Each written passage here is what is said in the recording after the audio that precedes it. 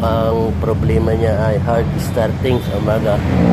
Pag in-start mo, start siya, tapos mga ilang segundo mamamatay na siya. Ayan ang problema ng Pajero na to. At ayan, babaklasin natin ang injection pump niya. Siguro ngayon lang ito mababaklas. Ayan. Kita-timing na natin siya. Bali, dito natin siya kukunin ng timing. May butas siya dyan. Ayan o. Timing na natin. Dito natin siya igutin sa, ayan, gamit natin ang 17. Iniikot natin yan. Sasama ng ano yan, crankshaft. At dito tayo kukuha ng timing. Dito natin malalaman kung nakauno na. Kailangan nakauno ang makina bago magbunot ng injection pump.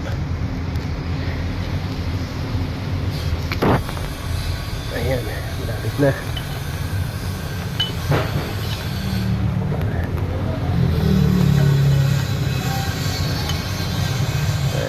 Pinakang may guide dyan. Pag tumapat na yung pinakang umbok niya dun sa may tornilyo na 12 na yon, ibig sabihin nakauno na siya. Ayan, malapit na siya guys. Ayan, yung pinakang umbok niya ng camshaft ng head. Yan, kailangan siya nakatapat dito. Mayroon dyan 12. Ayan, at sisilipin naman natin siya sa pinakang injection pump kung naroon na yung pinakang timing niya. Dito.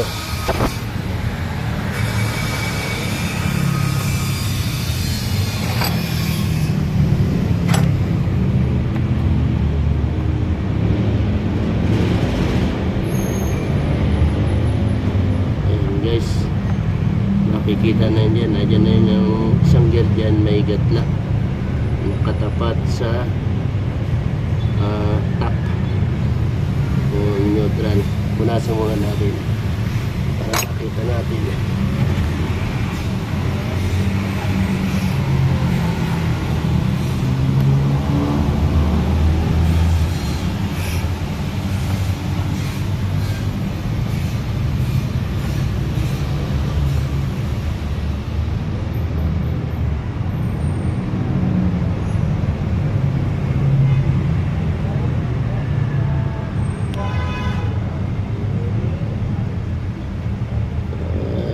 Kulang pa siya ng konti para tumapat sa pinakang aro-aro niya.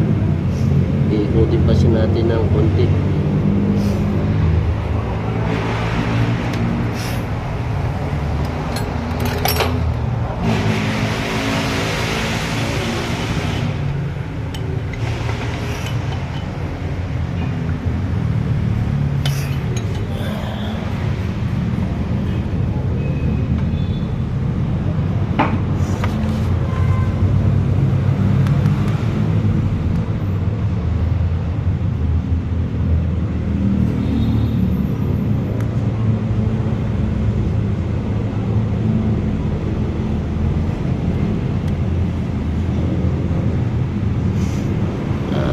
Ayan guys, sakto na siya sa top. Saka yung gatla nandiyan na. Ayan yung timing.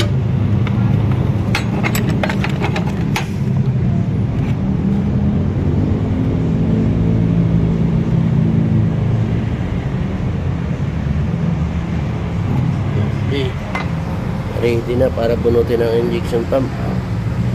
Yan ang tamang pagka-timing sa 4M40 Pajero Fieldmaster bago magbunot ng injection pump.